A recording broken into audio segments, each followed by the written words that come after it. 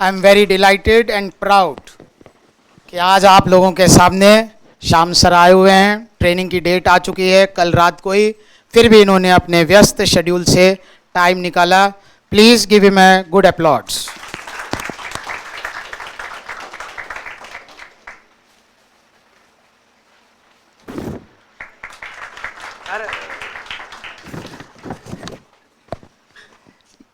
इनका एक छोटा सा परिचय भी करा देते हैं।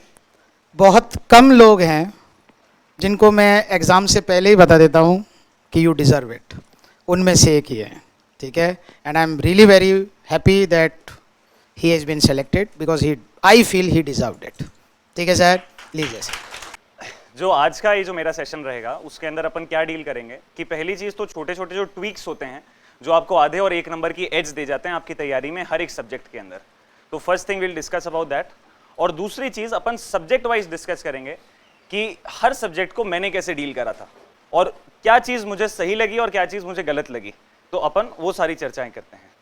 तो हर सब्जेक्ट पे जाने से पहले कुछ बेसिक पॉइंटर्स हैं जो हर सब्जेक्ट पे लागू होते हैं, चाहे वो माइनर सब्जेक्ट हो चाहे मेजर सब्जेक्ट हो। तो पहली चीज़ क्या है, जैसे एक छोटा सा ट्वीक जो मैंने करा वो ये करा कि अपन जब डेफिनेशन क्लॉज पढ़ते हैं, तो मानिए सीआरपीसी का अपन डेफिनेशन क्लॉज पढ़ रहे हैं, उसमें इंक्वायरी और इन्वेस्टिगेशन पढ़ा जा रहा है। इट्स 2G और 2H आई गेस। तो अगर वो डेफिनेशन अपने नोट्स के अंदर आगे कहीं भी आ रही है, क्योंकि सीआरपीसी में कंटिन्यूअसली इंक्वायरी और इन्वेस्टिगेशन की चर्चा होती है, तो जब भी आप नोट्स के अंदर इंक्वायरी या इन्वेस्टिगेशन लिखें, वहां पे इंक्वायरी और इन्वेस्टिगेशन की जगह हमेशा 2G या 2H लिखें, या ऑफेंस आ रहा है तो उसकी जगह 2N लिखें आपके नोट्स में ही। पहली चीज तो आपके नोट्स की स्पीड सही होगी और आप खुद कॉन्फिडेंट महसूस करेंगे कि कम से कम I know the clauses of definition. उससे क्या होगा कि आपका अगर प्री में अगर ऐसा एक क्वेश्चन बचता है तो यू विल फील कॉन्फिडेंट कि मेरे को इसके बारे में सोचने की भी जरूरत नहीं है। तो ये डेफिनेशन क्लॉज हर एक्ट के अंदर है। जैसे कॉन्ट्रैक्ट है, कॉन्ट्रैक्ट का definition clause is very important. अब कंसिडरेशन जो है वो शुरुआत से लेके अंत तक कंसिडरेशन टर्म यूज में आता है। तो जब भी आप नोट्स बनाओ तो उस कंसिडरेशन को 2D लिख दो, या जो भी डेफिनेशन है वो सिर्फ और सिर्फ उसका क्लॉज लिख दिया जाए। तो वो क्लॉज आप जब खुद के नोट्स में ही इतनी बार लिखेंगे तो आपको वो क्लॉज इतना अच्छे से याद हो जाएगा कि आपको बाद में सोचने की जरूरत नहीं पड़ेगी। और जब ऐसा क्लॉज कोई मेंस की आंसर राइटिंग में आपके पास आता है, तब मेंस की आंसर राइटिंग में जब आप एग्जैक्ट सेक्शन लिखोगे तो एग्जामिनर को भी पता लगेगा कि this person has prepared more than others. क्योंकि सब लोग तो बेसिक टर्म लिख देंगे, पर आप अगर उनके साथ क्लॉज जोड़ते हो whenever the need is required, तो वो आपके लिए हेल्पफुल होगा। दूसरी चीज जो हर सब्जेक्ट में गो थ्रू करती है वो ये कि जब आप अपने आंसर्स में चैप्टर नंबर लिखते हैं, किसी भी जब आप सेक्शन के बारे में डिस्कस कर रहे हैं, उस सेक्शन को आप जब चैप्टर नंबर के साथ संबोधित करते हैं तो वो आपको 1/4 नंबर, आधा नंबर, वो एग्जामिनर के माइंड के अंदर एक इंप्रेशन छोड़ के जाता है। तब उनके लिए मैंने कैसे डील करा था उसको कि अपने पेपर फ्लैग्स आते हैं, जो पेपर फ्लैग्स को आप अपने नोट्स के ऊपर लगा के रखिए। जब जब चैप्टर मिसमैच, जब जब चैप्टर बदल रहा है, जैसे सीआरपीसी के सर नोट्स लिखवाते हैं तब उसमें चैप्टर वाइज सर तैयारी करवाते हैं और वो चैप्टर कभी कभी जंबल्ड भी हो जाते हैं। तब आप अपने पेपर जो फ्लैग्स हैं वो हर चैप्टर की स्टार्टिंग में लिखिए और उन पेपर फ्लैग्स के ऊपर चैप्टर नंबर लिखिए, ताकि आप जब रिवीजन करेंगे तब आपको पता होगा कि अब मेरे को आगे का कोई सेक्शन पीछे वाले सेक्शन से मेरे को मिलाना है। कोई ज्वाइनिंग जब सेक्शन आते हैं तब आप सीधे चैप्टर नंबर से उस फ्लैग को उठाएंगे, और जब आपकी तैयारी इतनी ज्यादा हो जाएगी तब आपको वो चैप्टर नंबर याद होने लगेंगे। तो उन पेपर फ्लैग्स को हर चैप्टर के शुरुआत के अंदर चैप्टर नंबर के साथ लिखिए। तब जब आप चैप्टर नंबर लिखेंगे, डेफिनेशन जो क्लॉज है वो एग्जैक्ट लिखेंगे, तो it will give you edge over all the other students. और वो विद रिवीजन आपको याद भी हो जाएगा और उसके लिए आपको अलग से मेहनत नहीं करनी पड़ेगी, वरना इन चीजों के लिए आपको अपना समय अलग से निकालना पड़ेगा कि मेरे को ये याद हो। वो आपकी तैयारी के साथ साथ इनकलकेट हो जाएगा कि you don't have to worry about that. बाकी सारे ट्वीक्स अपन बुक्स के साथ में और बाकी चीजें जो अपन रेफर करेंगे उनके साथ में अपन डिस्कस करते चलते हैं। तब जैसे अपन सब्जेक्ट वाइज अगर आए तो subject wise let's first deal with Indian evidence act कि उसको मैंने कैसे डील करा था। तो इंडियन एविडेंस एक्ट के ऊपर सर के नोट्स हर जितने सब्जेक्ट्स हैं उनके लिए वो एक गोल्ड माइन है। वहाँ पे आपको बहुत सी चीज़ें मिल जाएंगी और एक्स्ट्रा ही मिलेंगी, कम कभी नहीं मिलेंगी। आप जजमेंट्स भी देखते होंगे तो आप खुद से महसूस करते होंगे कि ये जजमेंट्स ज़्यादा हो रहे हैं, कि क्या इतनी क्या आवश्यकता है, तो वो गोल्ड माइन जो है वो हमेशा ज़्यादा ही रहेगी। पर उसके साथ एविडेंस एक्ट के अंदर यूट्यूब पे लेक्चर्स हैं जस्टिस वी राम कुमार के, और ये उनके वी राम कुमार सर के लेक्चर्स बहुत सारी जगह हैं, पर एक लेक्चर है उनके ईजिंग लॉ करके, एक सब्सक्राइबर वो हैं, चैनल नेम है, तो ईजिंग लॉ पे जस्टिस वी राम कुमार के एविडेंस एक्ट के ऊपर लेक्चर्स हैं। तो एक एविडेंस एक्ट के ऊपर लेक्चर्स वो सुनिए, और उसके अलावा इन सर के जो भी लेक्चर्स हैं, चाहे एक श्याम पद्मन एसोसिएट्स करके एक और चैनल है, आप वो देख लीजिए, या और कहाँ भी आपको लेक्चर्स मिलते हैं वो देखिए। पर इन लेक्चर्स को देखते हुए ये ध्यान रखिएगा कि ये आपकी स्टडी का जो टाइम है उसको इन्फ्रिंज ना करें, कि आप ये देख रहे हैं कि मेरे को सर की क्लास लेनी है 3 घंटे पर मैं लेक्चर देख लेता हूं, तो ऐसा नहीं होना चाहिए। या मेरे को अपने नोट्स पढ़ने हैं या रिवीजन करना है, उसकी जगह मैं लेक्चर्स देख लेता हूं, ऐसा नहीं होना चाहिए। ये आपको कब देखने हैं? When you had your dinner, आप अपनी वॉक कर रहे हैं, या फिर जब आपके पास खाली समय है, तो पुट ऑन योर ईयरफोन्स और ये लेक्चर स्टार्ट करिए। तो ये लेक्चर स्टार्ट करेंगे तो इसमें क्या होगा, ये बहुत सी प्रैक्टिकल एस्पेक्ट्स डील कराते हैं एविडेंस एक्ट के ऊपर, क्रिमिनल लॉ के ऊपर। तो जब जब जजमेंट राइटिंग के आपके पास कोई क्वेश्चन आता है या फिर मेंस में कोई प्रैक्टिकल क्वेश्चन आपके पास आता है, तब उसमें आपके पास बाकी स्टूडेंट्स के ऊपर से एज रहेगा। क्यों? क्योंकि आपने स्वयं एक हाई कोर्ट जज को सुना है कि कैसे प्रैक्टिकल चीजों को डील करा जाता है। तो इन लेक्चर्स को उनको सुनिए और आपके दिमाग में ये बिठा के रखिए कि जो लेक्चर्स हैं जो आप यूट्यूब पे देखते हैं, ये आपकी पढ़ाई के टाइम को इन्फ्रिंज नहीं करना चाहिए। क्यों? क्योंकि आप अगर बैठ के वो लेक्चर्स देखेंगे ना, और जब भी फोन आपका हाथ में होगा, आपने ईयरफोन्स लगा रखे होंगे और आप लेक्चर देख रहे होंगे, तो ये जो इतनी $1 बिलियन कंपनी है जो आपको डिस्ट्रैक्ट करने के लिए लगी हैं, तो आपके अपने आप ही आपके थम्स और कहाँ जाएंगे और आप और कुछ देख लेंगे। आप बैठे थे सर का लेक्चर देखने के लिए और आप और किसी जगह पहुंच जाएंगे। तो ज्यादा उचित मेरे को जो लगता था, क्योंकि मैं भी डिस्ट्रैक्ट होता था जब मैं बैठ के जब लेक्चर देखा करता था, तो पुट ऑन योर ईयरफोन्स और ये सब देख के फिर लेक्चर्स को सुनिए। आपको कुछ इंपॉर्टेंट लगता है तो उसके बाद में उसको नोट डाउन कर लीजिए, तो ये आपको प्रैक्टिकली बहुत हेल्प करेंगे। उनके जहां जहां लेक्चर्स हैं, लिसन टू देम। और एविडेंस एक्ट के अंदर खास तौर से अपने जो सेक्शन नंबर हैं, they are very important in evidence act. वो आपको अच्छे से रट जाने चाहिए। चैप्टर नेम जैसे मैंने आपको बताया वैसे वो आपको याद हो जाएगा, बट सेक्शंस कंप्लीटली आपको याद होने चाहिए। इसके अलावा जो सर ने नोट्स लिखवाए हैं, they are more than sufficient. आपको और कहाँ जाने की जरूरत है नहीं। और फिर भी आपको ऐसा लगता है कि I have to do more in evidence, तो एविडेंस की बुक आती है बटुकलाल या और कोई सी भी जो बुक आती है, उसके अंदर सिर्फ और सिर्फ इंपॉर्टेंट सेक्शंस जैसे 32 सब क्लॉज 1 है, 161 है, 164 है, सिर्फ इन सेक्शंस को आप बुक से रेफर करिए। ये बुक से आपको रेफर कब करना है? जब आपके पास समय हो। ऐसा नहीं है कि 4 महीने में एग्जाम आ रहा है, आपके सब्जेक्ट्स हुए नहीं है, आपकी बेयर एक्ट्स भी कंप्लीट नहीं हुई है और आप बुक पढ़ने बैठे हैं। ये नहीं होना चाहिए। बुक्स को प्रॉपरली रेफर आपको तभी करना है जब आपकी ये सब तैयारी हो गई है, बिकॉज जो मूलभूत अपने पास है वो है आपके बेयर एक्ट्स। बेयर एक्ट्स आपको बाय हार्ट लर्न होने चाहिए। फिर आता है अपना Indian penal code. Indian penal code के लिए मैंने बहुत सी जगह बुक रेफर करी थी और वो थी केडी गौर। जो जो इंपॉर्टेंट सेक्शन है, जैसे सर ने 3 पार्ट्स में आईपीसी डिवाइड कर रखी है, सर ने बता रखे हैं कौन से 2 पार्ट इंपॉर्टेंट है। और उन 2 पार्ट्स में भी जब अपन देखते हैं कि इतने सारे सेक्शंस हैं, पर अपन जब पढ़ने बैठते हैं तब अपन को एहसास होता है कि मेजर सेक्शंस तो बहुत कम हैं, क्योंकि बाकी सब तो सिर्फ पनिशमेंट के सेक्शंस हैं। तो आप जब बुक भी रेफर करेंगे, जैसे आप मर्डर के लिए रेफर करें, आप एक्सटॉर्शन के लिए रेफर करें, रॉबरी के लिए रेफर करें, तब केडी गौर अगर आपके पास है तो मैंने उसको ऐसे रेफर करा था कि उसमें बोल्ड पॉइंट्स दे रखे हैं कि वो क्या पॉइंट डिस्कस कर रहे हैं और उसके अंत में जाके उसका आंसर दे रहे हैं, और उसके बीच में 10-15 केस लॉज हैं। तो अपन को वो 10-15 केस लॉज नहीं पढ़ने हैं।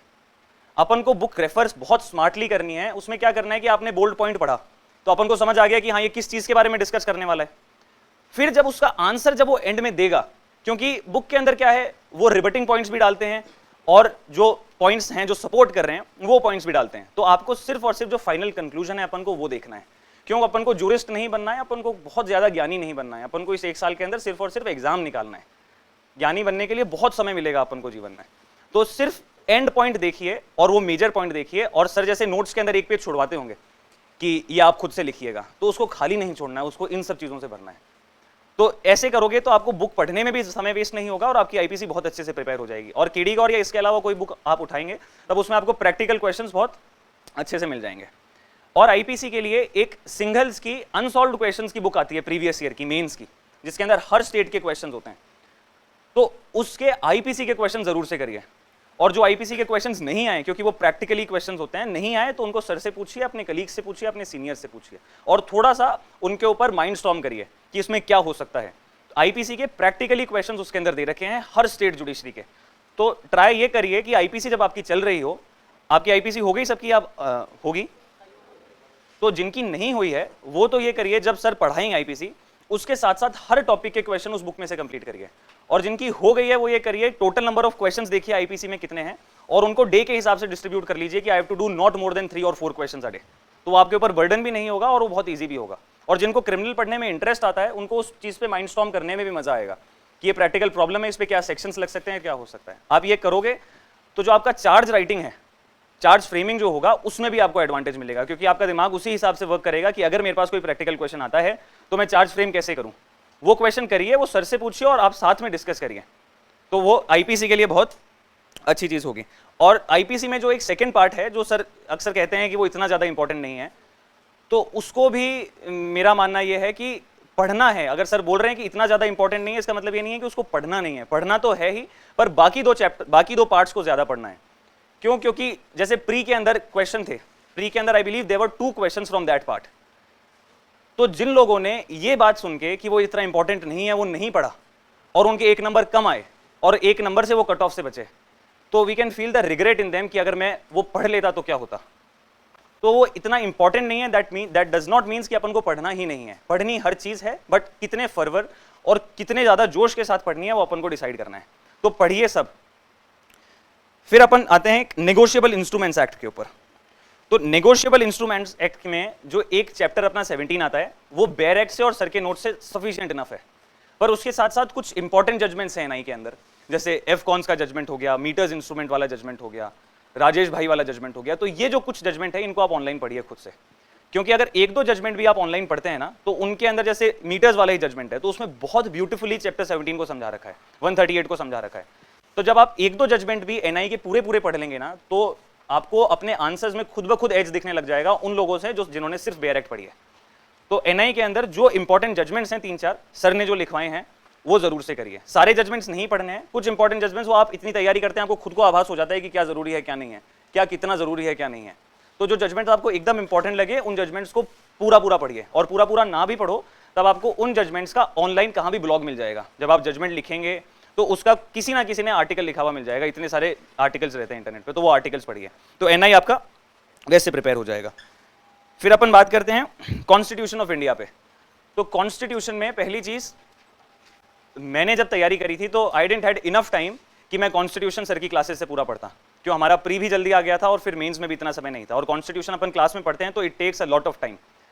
तब मैंने कुछ क्लासेस सर की अटेंड करी, पर उसके बाद में व्हाट आई डिड कि एक ए.के. जैन की दुक्की आती है कॉन्स्टिट्यूशन की, क्योंकि बाकी जो किताबें हैं जैसे जे.एन. पांडे है, एम.पी. जैन है, वो बहुत ज़्यादा मोटी किताबें हैं, वो अपन इतने कम समय में कंप्लीट नहीं कर सकते, और ना अपन को करनी है इतनी मोटी किताबें, क्योंकि अपन को एज आई सेड कि अपन को एग्जाम निकालना है, अपन को और कुछ नहीं करना है इस 1 साल के अंदर।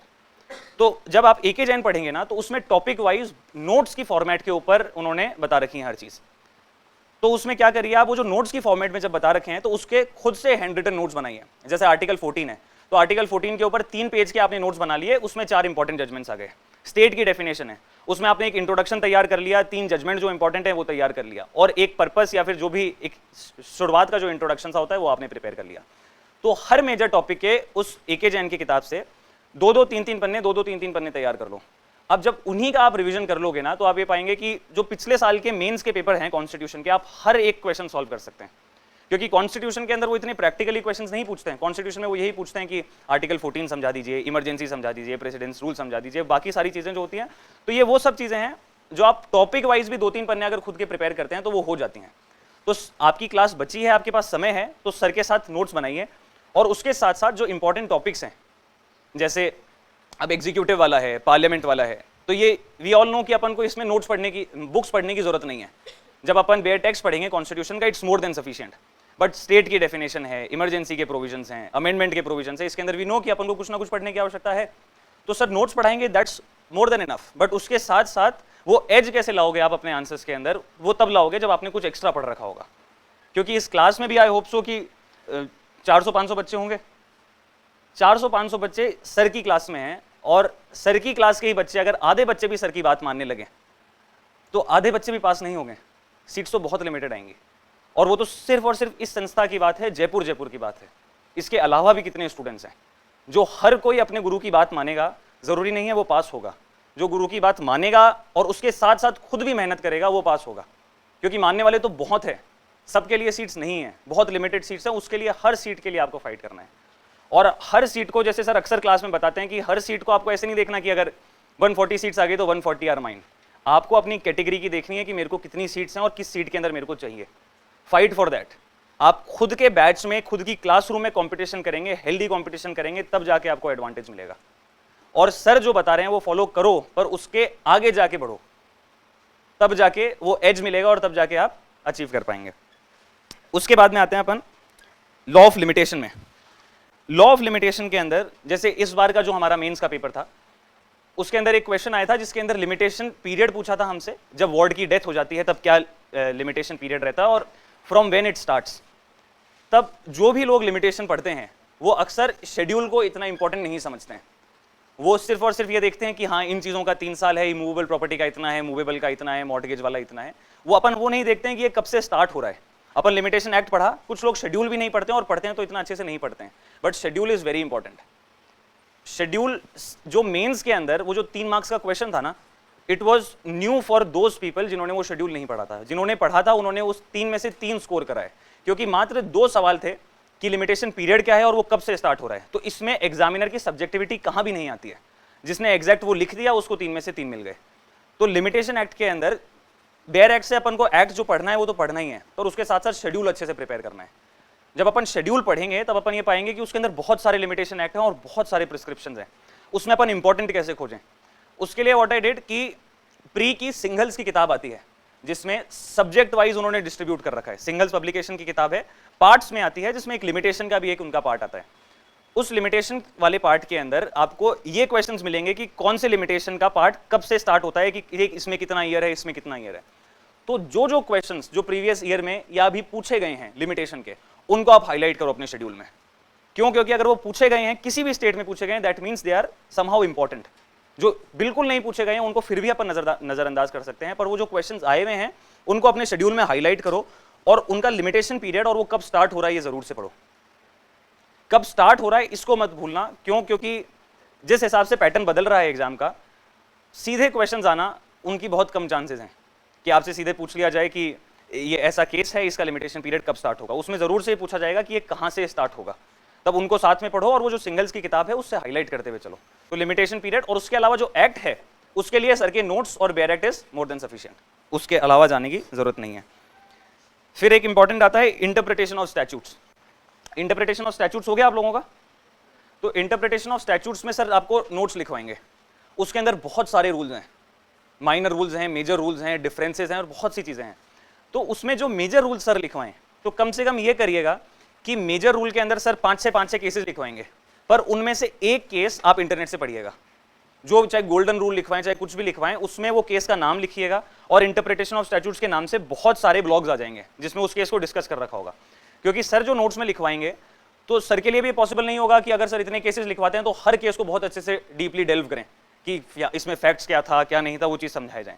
पर जब आप IOS समझेंगे वो तब आपको अच्छे से समझ आएगा जब आप उस केस के फैक्ट्स जानेंगे और उसमें क्या कहानी थी वो जानेंगे। तो उससे क्या होगा, वो आपको जो रूल है वो बहुत अच्छे से समझ आएगा।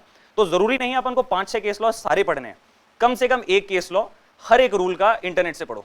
अपन को पूरा प्रॉपर वो केस नहीं मिलेगा क्योंकि वो केसेस बहुत पुराने रहते हैं, बट किसी ना किसी ने उस केस के ऊपर इंटरनेट के ऊपर ब्लॉग लिख रखा होगा, वो ब्लॉग पढ़ लीजिए। वो ब्लॉग पढ़ोगे तो जैसे इस बार मेंस में आई बिलीव 6 मार्क्स का क्वेश्चन आया था गोल्डन रूल का। अब 6 मार्क्स के केस के अंदर क्वेश्चन के अंदर अच्छे मार्क्स उसको मिलेंगे जिसने उस गोल्डन रूल का इंट्रोडक्शन और कम से कम एक केस बहुत अच्छे से समझाया हो, कि एग्जामिनर को लगे कि इसने इस रूल का ये केस पढ़ रखा है, सिर्फ और सिर्फ केस का नाम और कंक्लूजन नहीं रट रखा। तो उन सब चीजों के अंदर, क्योंकि मेजर जो IOS से क्वेश्चन बनेंगे वो यही बनेंगे कि रूल्स को एक्सप्लेन करा जाए। रूल्स को एक्सप्लेन आप अच्छे से तभी कर पाएंगे जब एक केस आपका अच्छे से प्रिपेयर होगा। तो IOS के लिए सर के नोट्स और at least a case from each rule वो प्रिपेयर करो ऑनलाइन, उससे बेटर रहेगा। फिर अपना आता है criminal procedure code. Criminal procedure code के अंदर जो सेक्शंस और चैप्टर्स, जैसा मैंने शुरुआत में बताया था, उनको दिमाग में बसा लेना अपने। हर क्वेश्चन के अंदर आपको वो लिखना है। क्यों? क्योंकि CRPC आपको जजमेंट राइटिंग में भी काम आएगी, आपको आंसर राइटिंग में भी काम आएगी, और प्री के अंदर भी बहुत से क्वेश्चंस बनते हैं जो CRPC के चैप्टर के हिसाब से बनते हैं, सेक्शन के हिसाब से बनते हैं। तब CRPC में पहली चीज तो अपन को ये करनी है कि अपन को पूरा CRPC का जितने प्रोविजंस है ना, वो अपने दिमाग में उनका फ्रेमवर्क रेडी हो कि ये चैप्टर है, यहाँ से यहाँ तक सेक्शंस हैं, फिर ये चैप्टर है, यहाँ से यहाँ तक सेक्शंस है, और कौन सा सेक्शन क्या है। उसके लिए मैंने कैसे प्रिपेयर करा था कि आपको सेक्शंस अच्छे से याद हो जाएं। ऐसे आप हर सब्जेक्ट के लिए तैयारी कर सकते हैं जब आपकी प्री की डेट्स अनाउंस हो जाए। वो क्या करा मैंने कि कोई रफ नोटबुक उठाई। रफ नोटबुक में अपन ने क्या करा, शुरुआत से लेके अंत तक जितने सेक्शंस हैं सिर्फ और सिर्फ सेक्शन का नंबर लिखा और अपने दिमाग में ये सोच लिया कि हाँ इस सेक्शन के अंदर ये था। तो आपने सेक्शन नंबर 1 लिखा, यू थॉट कि इस सेक्शन में ये था, 2 लिखा आपने सोचा कि इस सेक्शन में ये था, 3 लिखा आपने सोचा ये सेक्शन में ये था। तो शुरुआत से लेके अंत तक चैप्टर वाइज आप जब सेक्शंस के अंत तक पहुंच जाएंगे तब आपको वो सेक्शंस बहुत अच्छे से याद हो जाएंगे। क्यों? CRPC जब इतना वाइड सब्जेक्ट हो जाता है ना, तब अपन कंफ्यूज हो जाते हैं कि ये प्रोविजन 294 था या 394 था या 194 था। ऐसा कंफ्यूजन होगा जब आप पढ़ोगे। तब ये तभी सॉल्व होगा जब आप सेक्शन नंबर आपने अच्छे से याद करे होंगे। तो जब जैसे मानो CRPC आपकी चल रही है, हर 7 दिन बाद ऐसा हुआ कि आपके 100 प्रोविजन हो गए या आपके 80 प्रोविजन हो गए, तो 80 प्रोविजन सिर्फ और सिर्फ आप 5 मिनट में लिख सकते हो। रफ कॉपी उठाओ और 1 से लेके 80 तक सिर्फ नंबर लिखो और नंबर लिख के आपके दिमाग में ये सोच लो कि हाँ ये सेक्शन क्या था, तो वो सेक्शन नंबर आपको बहुत अच्छे से याद हो जाएंगे। ये आपको आधा नंबर तब दिलाएंगे जब मेंस के अंदर जैसे मानो कि चार्ज के ऊपर क्वेश्चन आ गया, तो चार्ज के ऊपर जब आप सेक्शन एग्जैक्ट लिखेंगे और चैप्टर एग्जैक्ट लिखेंगे तो आपको वो आधा नंबर एक्स्ट्रा मिलेगा। क्यों? एग्जामिनर को लगना चाहिए कि यू नो समथिंग मोर। उसमें आप जूरिस्प्रूडेंस नहीं लिख सकते हो, उसमें आप यही दिखा के उन एग्जामिनर को दर्शा सकते हो कि मैंने पढ़ा है। तो सीआरपीसी में वो जरूर करिए। उसके अलावा सीआरपीसी में बुक जो मैंने रेफर करी थी वो रतनलाल एंड धीरज लाल की, एक तो आती है मोटी किताब और एक आती है lectures on CrPC by Ratanlal and Dhirajlal. वो इतनी ज्यादा मोटी किताब नहीं आती है, तो मैंने वो किताब रेफर करी थी सिर्फ और सिर्फ उन टॉपिक्स के लिए जिनके अंदर मुझे ऐसा लगा कि इसमें 6 मार्क्स का क्वेश्चन बन सकता है, और 6 मार्क्स का अगर क्वेश्चन बनेगा तो अपन को कुछ इंट्रोडक्शन देना पड़ेगा। वैसे तो सर इंट्रोडक्शन बता देंगे, पर आपको अगर समय मिलता है अपनी तैयारी के दौरान तब वो बुक रेफर करिए। और बुक में मैंने पहले भी आपको बताया, तो ये दिमाग में बैठाइएगा, the first thing that you have to do ना, वो आपकी बेयर एक्ट है। Second thing that you have to do वो सर के नोट्स हैं। उसमें जब आपको कॉन्फिडेंस आ जाएगा then shift on the book. उससे पहले बुक पे शिफ्ट हो गए तो अगर माइंड थोड़ा सा क्यूरियस निकला तो वो बुक में ही टाइम वेस्ट हो जाएगा आपका। तो पहली बेयर एक्ट करो, फिर सर के नोट्स करो, फिर आपको समय मिले या आपको ऐसा लगे कि मुझे समझ नहीं आया, देन शिफ्ट ऑन बुक्स। उससे पहले बुक्स पे शिफ्ट मत हो। उसके अलावा बाकी सारे एक्ट्स हैं, जैसे प्रोबेशन ऑफेंडर्स एक्ट है, जेजे एक्ट है, डोमेस्टिक वायलेंस है, इनके अंदर मेजरली आपको बेयर एक्ट रेफर करनी है, इनसे ऊपर कहीं नहीं जाना है। सिर्फ और सिर्फ बेयर एक्ट और सर के नोट्स रेफर करो, अन्यथा कुछ भी रेफर मत करो। अब जुवेनाइल जस्टिस एक्ट है, जुवेनाइल जस्टिस एक्ट का definition clause is very important. उसमें डेफिनेशन जरूर से याद करिए। क्यों? क्योंकि सबने ये सोचा था इस बार जिन्होंने भी एग्जाम दिया कि juvenile justice act is a minor act, तो बहुत से बच्चों ने उस माइनर एक्ट को मिस आउट कर दिया कि छोटा सा एक्ट है, ज्यादा से ज्यादा 3-4 नंबर का सवाल आएगा, क्या आएगा देख ली जाएगी। बट जुवेनाइल जस्टिस एक्ट के अंदर मोर देन 10 मार्क्स के क्वेश्चंस थे इस बार के मेंस में। तो माइनर एक्ट समझ के कोई सा भी एक्ट मत छोड़ना, और साथ साथ डेफिनेशंस जुवेनाइल जस्टिस की याद करना। क्यों? क्योंकि अगर क्वेश्चन आएगा भी, क्योंकि राजस्थान का जो पैटर्न है उसमें मेजरली प्रैक्टिकल क्वेश्चंस नहीं पूछे जाते हैं। वो आप लोगों ने प्रीवियस ईयर क्वेश्चंस देखे होंगे, तो they don't ask practical questions as much as they do ask theoretical questions. तो थ्योरेटिकल क्वेश्चंस में वहां यही पूछा जाएगा कि जुवेनाइल कौन है, शेल्टर होम क्या है, और child in need of care and protection क्या है। तो उसमें आपको डेफिनेशन का आप जब क्लॉज नहीं लिखोगे तब तक आपको सही मार्क्स नहीं मिलेंगे, तब उसमें डेफिनेशंस अच्छे से याद करिए। और हर एक एक्ट के अंदर, जैसे सर ने रेफर करी थी, एक बाबेल सर की किताब है डिफरेंस की, जो हिंदी में आती है ना, वो जो हिंदी वाली किताब है ना, उसको ऐसे मत करने बैठिएगा कि मैं एक दिन के अंदर सारी पढ़ लूं। उसको ये करना कि जितने भी आपके सिलेबस के अंदर जो सब्जेक्ट हैं उनके टोटल डिफरेंस देखिए कि ये मानो 100 डिफरेंस है, 150 डिफरेंस है, 200 डिफरेंस है, और फिर ये करिए कि मेरे को ये 50 दिन के अंदर ये सारे डिफरेंस अपनी लैंग्वेज के अंदर चाहिए। जो हिंदी मीडियम का है well and good, Hindi medium वाले खुद अपने हाथ से वो डिफरेंस लिखो, इंग्लिश मीडियम वाले उसको ट्रांसलेट करके इंग्लिश में लिखो। तो हर डेफिनेशन कि आप दिन का अपना ये बना लीजिए कि मेरे को 1 या 2 डिफरेंस जो है वो हर रोज करना है, तब विद इन 40 to 50 डेज क्या होगी, वो किताब खत्म हो जाएगी और आपके लिए डिफरेंस की एक आपकी अलग से बुक नोटबुक बन जाएगी। तो डिफरेंस की अलग से नोटबुक बनने का मतलब ये है कि इस बार के मेंस में भी काफी सारे क्वेश्चंस थे डिफरेंस के, और उस बुक से बाहर कोई डिफरेंस नहीं था। तो उस बुक के अंदर बहुत से डिफरेंस आपको ऐसे भी मिलेंगे कि आपने कभी कल्पना भी नहीं करी थी कि इसका भी डिफरेंस बन सकता है क्या।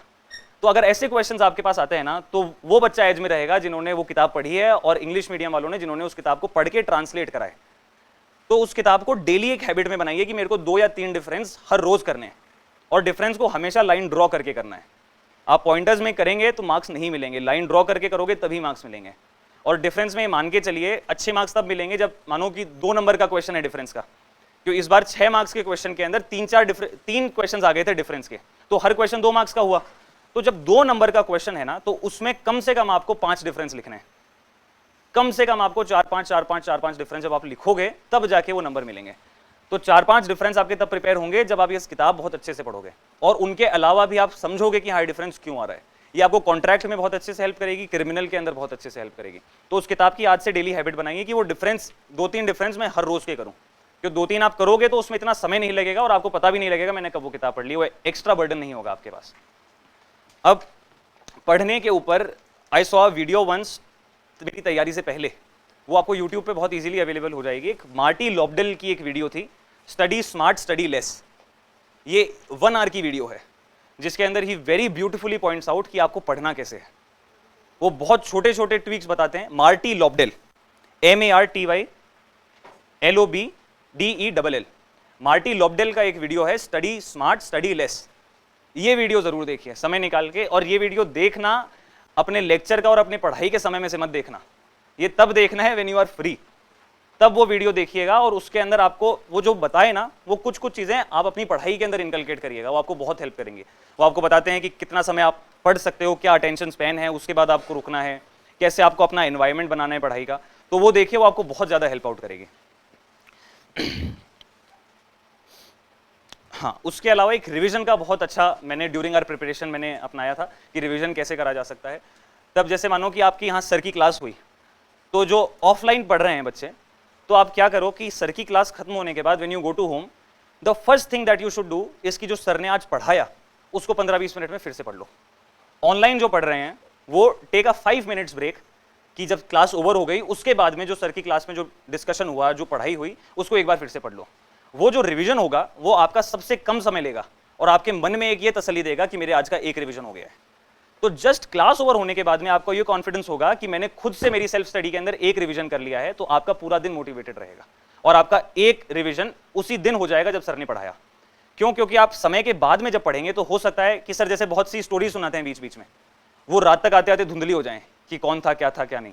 पर जस्ट क्लास के बाद में जब आप उसको पढ़ोगे तब आपको वो स्टोरीज भी याद रहेंगी और आपके दिमाग में जो प्रोविजंस हैं, या सर जैसे फ्लो चार्ट पढ़ाते हैं तो, और जो सेक्शंस पढ़ाते हैं वो आपके दिमाग में बहुत अच्छे से फिट होंगे। तो एक revision just do it after class, class के बाद में वो एक रिवीजन करिए।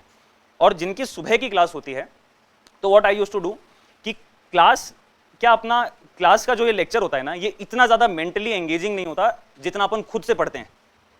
तो क्लास से पहले हमेशा अपना एक सेशन रखो जिसमें आप खुद से पढ़ो। आप मॉर्निंग के अंदर चाहे वो आधा घंटा पढ़ो, 1 घंटा पढ़ो, 2 घंटा पढ़ो, पर क्लास से पहले का एक सेशन हर रोज का रखो जिसके अंदर आप खुद से लॉ पढ़ रहे हो, चाहे उसमें आप रिवीजन कर रहे हो, चाहे दूसरा एक्ट पढ़ रहे हो, कुछ भी हो, बट मेक श्योर कि क्लास से पहले एक सेशन आपका खुद का हो, तो आपको क्लास में भी अच्छा लगेगा कि हाँ मैंने क्लास में आने से पहले पढ़ा है। और क्लास के बाद आप रिवीजन कर लोगे तो जस्ट क्लास का जो ड्यूरेशन है उसके अंदर आपके 3 सेशन हो जाएंगे। तो क्लास से पहले ये मान के चलिए कि आपको एक सेशन करना ही करना है अपना। क्यों? वो ज्यादा मेंटली एंगेजिंग होगा, आपके लिए ज्यादा बेटर होगा। और ग्रामर क्या, जो अपन प्री के अंदर जो ग्रामर आती है उसके अंदर डू वन थिंग कि जो अरविंद सर पढ़ाते हैं, जो नवीन सर पढ़ाते हैं, वो जो नोट्स पढ़ाते हैं ना, उन नोट्स को प्री से पहले आपका इतना ज्यादा रिवीजन हो जाना चाहिए कि आपको हर एक चीज उस नोट्स में याद हो जाए, क्योंकि बहुत से क्वेश्चन आएंगे, मेजॉरिटी ऑफ द क्वेश्चन जो उस नोट्स में कवर हो जाएंगे। जैसे मेरे साथ भी कुछ लोग प्रिपेयर कर रहे थे, तो हम लोगों के साथ ऐसा था कि अगर हिंदी का कोई लेक्चर चल रहा है, जैसे हिंदी का हम पढ़ रहे हैं, संधि विच्छेद भी पढ़ रहे हैं, तो संधि विच्छेद में सर ने जो एग्जाम्पल्स लिखाए थे ना, वो इतने ज्यादा रट गए थे कि रूल्स को तो जाने की जरूरत ही नहीं थी, कि हमने वो टर्म पढ़ा और हमको पता था क्या है क्या नहीं है। तो उन नोट्स को इतना ज्यादा पढ़ लो कि आपको अच्छे से रट जाए। और इतना ज्यादा पढ़ने के लिए आपको सिर्फ और सिर्फ ये करना है कि अगर मानो वो 100-200 पन्ने के नोट्स बनते हैं, उनको 20-20, 25-25 पन्नों में डिस्ट्रीब्यूट कर लो कि ये 25 पन्ने हैं, ये मेरे को एक दिन में पढ़ने हैं। तो जब आप पहली बार पढ़ोगे तो हो सकता है आपको आधा घंटा लगे, पर जब आप 5वीं 6ठी बार पढ़ोगे तो आप 5 मिनट के अंदर वो चीज कर लोगे। तो सिर्फ और सिर्फ वो 5 से 10 मिनट का सेशन आपका हर दिन का होगा प्री से पहले, जिसमें आपकी ग्रामर बहुत अच्छे से तैयार हो जाएगी। तो ग्रामर के लिए वो करो। और उसके अलावा एक किताब मैंने पहले भी बताई थी, एक दिशा पब्लिकेशंस की किताब आती है हिंदी और इंग्लिश ग्रामर की, उसको बाय हार्ट करो। हिंदी और इंग्लिश ग्रामर की दोनों की किताब है, उन दोनों को पढ़ो और नोट्स पढ़ो। इसके अलावा हिंदी और इंग्लिश में कुछ करने की जरूरत नहीं है। नवीन सर की भी हिंदी की किताब आती है, दैट इज ऑल्सो गुड, आप वो भी कर सकते हो। उसके अलावा प्री के जो क्वेश्चंस हैं, प्री के लिए सिंगल्स की किताब सर ने भी रेफर कर रखी होगी, दैट्स मोर देन सफिशिएंट। उस किताब को 2-3 बार कर लीजिए, प्री में और कहीं जाने की आवश्यकता नहीं है। प्री के अंदर मार्क माय वर्ड्स की प्री में जो एक्सपेक्टेड कट ऑफ निकलेगी ना, जब रिजल्ट आएगा उसके बाद में जब एक्सपेक्टेड कट ऑफ निकलेगी, और उस एक्सपेक्टेड कट ऑफ से आप जब 10-15 नंबर ऊपर हो गए, तो जो प्री के बाद का महीना भर है ना, वो आपके लिए बहुत मेंटली पीसफुल रहेगा, जिसमें आप मेंस की तैयारी कर पाओगे। वरना वो लोग जो 1-2 नंबर से आगे हैं या थोड़े पीछे हैं, जब तक प्री का रिजल्ट नहीं आएगा ना, उनका टाइम वो खराब होगा। और मेंस में ना अपन को इतना समय मिलता है कि अपन इतना टाइम खराब कर सकें। तो प्री की जो प्रीवियस ईयर क्वेश्चन पेपर्स हैं या सिंगल्स की किताब है, वो इतने अच्छे से सॉल्व करिए कि जब एक्सपेक्टेड कट ऑफ निकले एग्जाम के बाद में, तो उससे आप कम से कम 10 नंबर ऊपर हो। वो आपको मेंस में बहुत ज्यादा एज देगा, क्यों? आप 1 महीना बहुत मेंटली पीसफुल होके आप प्रिपेयर कर पाओगे मेंस की। एंड मेक श्योर कि यहां जिनका फर्स्ट अटेम्प्ट है ना, make it your last attempt. सिर्फ पहला अटेम्प्ट है जिसमें आप इतने जोश से तैयारी कर सकते हो, जितना मैंने बताया इससे कहीं अधिक कर सकते हो। दूसरे तीसरे अटेम्प्ट में आके कुछ नहीं हो पाएगा, और इतना ज़्यादा लंबा पीरियड हो जाता है कि जैसे मानो आपने प्री दिया, आप प्री में क्लियर नहीं हुए तो साल भर तो आपका उस वैकेंसी का गया और साल भर अगली वैकेंसी का गया। तो ये जो 2 साल है ना, ये अभी आपको समझ नहीं आएगा कि ये 2 साल कितने बड़े हैं क्या नहीं है। ये जब आपका नहीं निकलेगा ना, आपको तब समझ आएगा। तो make your first attempt your last attempt. Sir जो बोले वो बात मानो और उससे बढ़कर काम करो, और ये सोच के काम करो हर दिन कि इसी अटेम्प्ट में सेलेक्ट होना है, तब जाके होगा। अगर मन में थोड़ा सा भी डाउट हो गया ना कि देख ली जाएगी, नहीं होगा तो अगली बार में कर लेंगे। अगली बार का किसी को नहीं पता है कि अगली वैकेंसी कब आएगी, कब नहीं आएगी, आएगी भी या नहीं आएगी। उसमें चाहे 2 साल लगे, 3 साल लगे, 4 साल लगे, तो वो प्रिविलेज आपको बार बार नहीं मिलेगा। जो प्रिविलेज आपको अभी पेरेंट्स दे रहे हैं कि साल भर अपन कॉलेज के बाद पढ़ सकें, वो प्रिविलेज जरूरी नहीं है आपको साल भर बाद मिले। तो ये जो 1 साल का प्रिविलेज है फर्स्ट अटेम्प्ट वालों के पास, make sure to make it your last. और हर दिन ये मानिए कि जब आप अपने बिस्तर पे जाएं, डोंट गो विथ रिग्रेट। हर दिन आप जब सोए ना, तब आपको महसूस होना चाहिए कि yes I have done something fruitful, और वो होगा तब अगला दिन आपके लिए अपने आप अच्छा होगा। अगर आप इस रिग्रेट में जाएंगे ना कि मैंने कुछ नहीं करा, तो नहीं होगा। और ज़रूरी नहीं है हर दिन ही ऐसा हो, हर दिन आप फुली मोटिवेटेड रहें। बहुत से दिन आएंगे जब पढ़ाई नहीं होगी, बट बहुत से दिन में बिल्कुल ऐसा मत करिएगा कि मैंने छोड़ दिया। आप अगर 10 घंटे पढ़ते हैं तो 4 पढ़िए, 5 पढ़िए, पर ऐसा नहीं कि मैंने पढ़ा ही नहीं। Don't go to your bed with regrets. Confidence के साथ जाना है कि हाँ मैंने करा है। क्यों बहुत से बच्चों के साथ ऐसे होता है, मेरे साथ भी होता था कि तैयारी के जब हम लोग पीक पे थे, तो जब उठते थे ना सो के, तो दिमाग में बेरैक चल रही होती थी। और बहुत से बच्चों के साथ ऐसा होता है, आप बीच में अगर दिन में नैप भी लोगे ना, तो आपके दिमाग में बेरैक घूम रही होगी कि ये सेक्शन है, ये हुआ, ये हुआ। तो तैयारी ऐसी होनी चाहिए कि सबकॉन्शियसली भी आपके दिमाग में बेरैक चलें। तो ये सब सारी चीज़ें फॉलो करें। बाकी आपके जो डाउट्स हैं वो आई बी हैप्पी टू आंसर। मेरी तरफ से अभी यही था, आपको ज़्यादा समय आपका लूँगा नहीं। आई सी द स्लीपी आइज है।